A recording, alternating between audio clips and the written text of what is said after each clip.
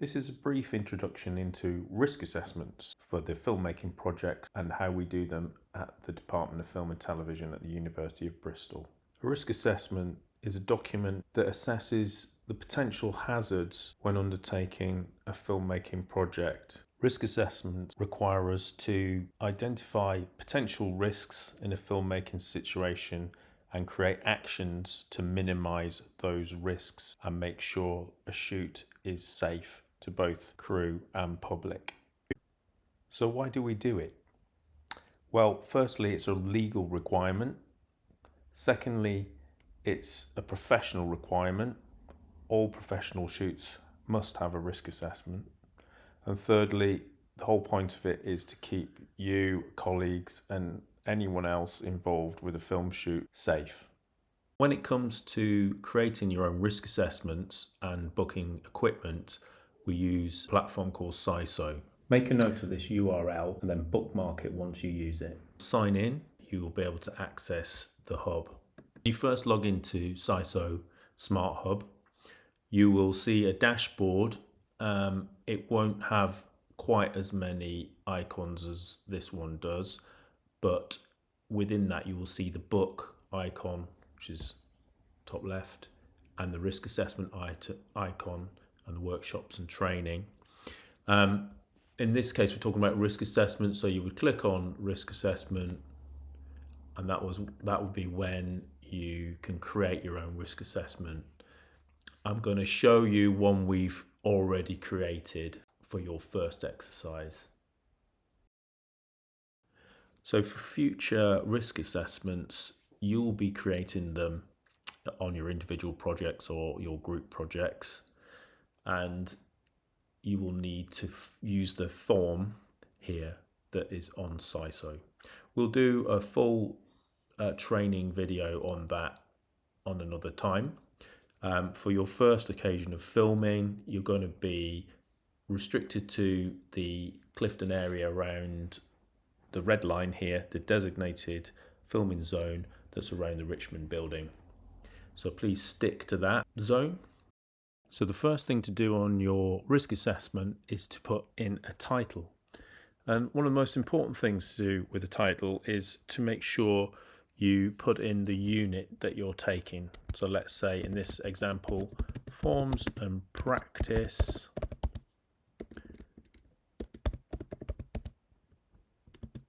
And then the title, we could call it Camera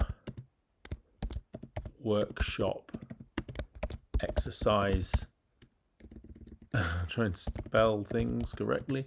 Exercise, and then you can put what group you're in. So let's say you were in group 1. Then the next thing is you would put, if you were going to collect equipment. So for your first exercise, we are going to provide you the equipment, but the way you do that is you can put in the date whenever you're going to collect it, and that pops in here.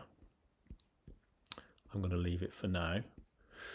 And then the most important part of the risk assessment is writing a good description of your activity. We will create another video like this going into more detail, but for now, for your first session, you want to put something a little more simple, which is practice activity in small groups using cameras and tripods safely within the designated shooting zone around the Richmond building. See red boundary line on map. Okay, so that's your description of what you intend to do with your filming activity. And then we scroll down. So people at risk. So every time you fill out a risk assessment, you need to put someone in there. So we can put Sasha or whoever, and then you put the number in 1, 2, 3, 4, 5, whatever or email or both, and any other people that are at risk. So that will be all the people in your group.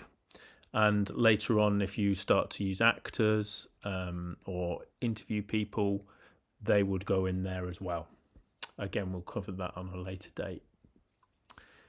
The equipment being used. So if you have booked equipment, then you you can go into my bookings, in which case you would have had to have gone through the booking system first.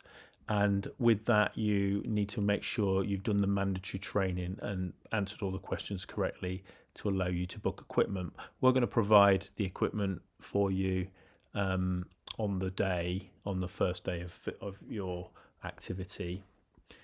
But from then on, you'll be required to book your own equipment. And that will be through the dashboard first, and then it will appear in here. So the next thing is location. So in this case, you're going to go around the Richmond building surroundings, which is the designated shooting zone. Okay, which is the red mark on the map. Emergency procedure is always good to put in if you've got first aider in your group, you put their name down.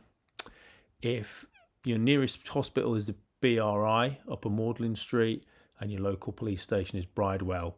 Again, obviously, if you're filming in different locations, you have to find out what the nearest hospital, police station is, etc., before you start filming.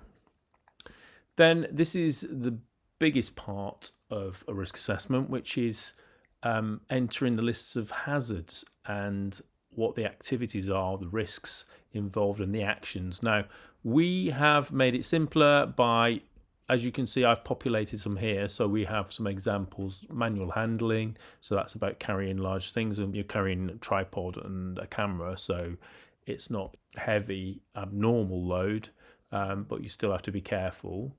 There could be cables involved with this, unusually are in any filmmaking scenario, so that's one to use a lot. The weather could be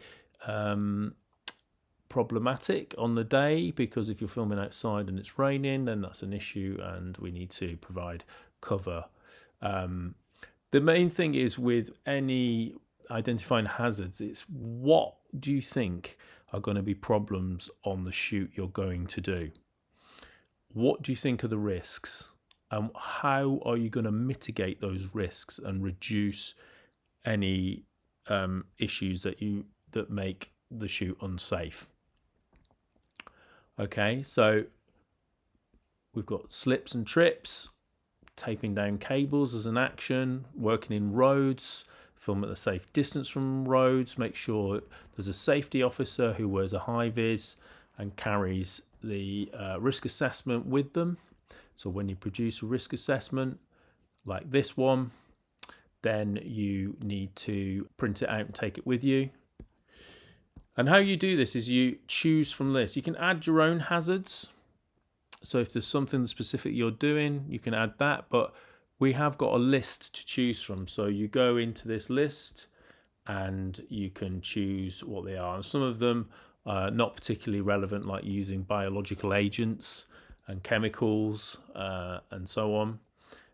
Set construction wouldn't be relevant for this particular shoot that you're doing as an exercise, but manual handling might be. And if we go down here, you're not working at night, so that's not an issue. You're not dealing with food, but you will be potentially public could be an issue if you're filming outside, so that might be one that you choose. So if we wanted to choose it, we click on here, and your high-vis jackets tell everyone that you're from the University of Bristol, and therefore you become an ambassador for the University of Bristol.